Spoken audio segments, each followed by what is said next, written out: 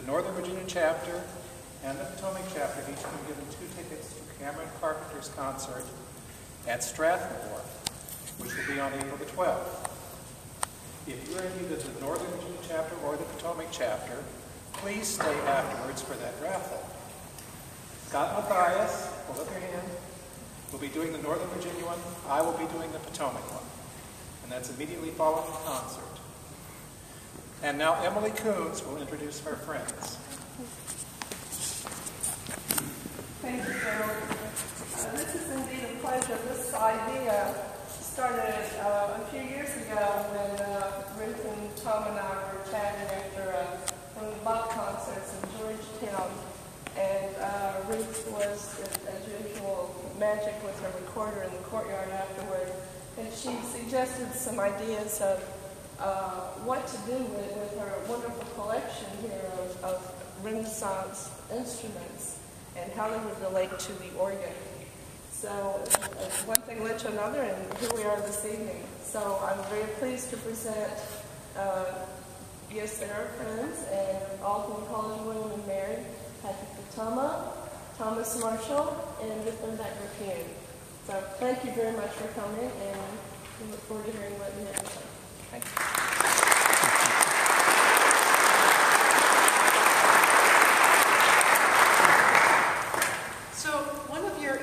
Pages here has a picture of a very, very famous organ that I'm sure many of you know. Some of you, how many of you have actually ever been to see this organ? Harlem Bobler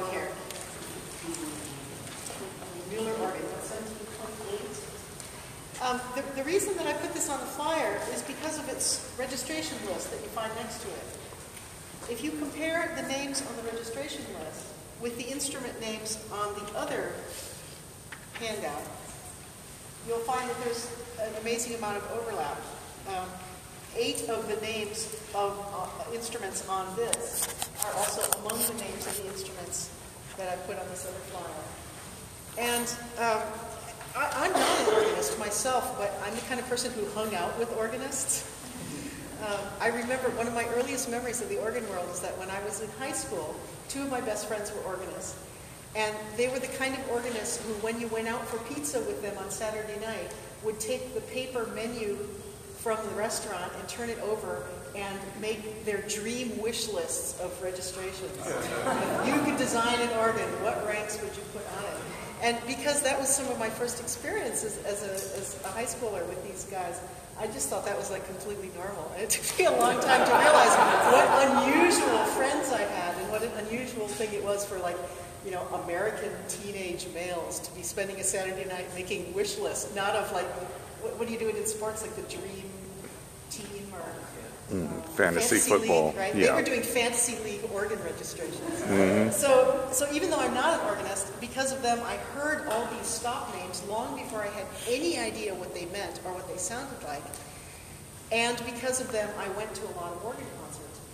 Well, my own path went through recorder into Renaissance and Baroque music.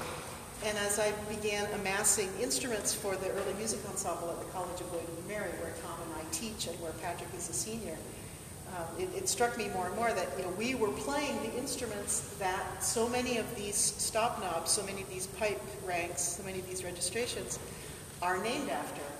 And perhaps not all organists have had a chance to actually see and hear those instruments whose names have stayed with these registration names, even long, long after the instruments themselves had become obsolete. By the time this Mueller organ was built in 1728, there was probably almost no one left alive in Europe who played half of the instruments whose names are given to the ranks. But it's a conservative thing. Once you've made a sound associated with a certain instrument, it just stays, even if the instrument itself goes out of use.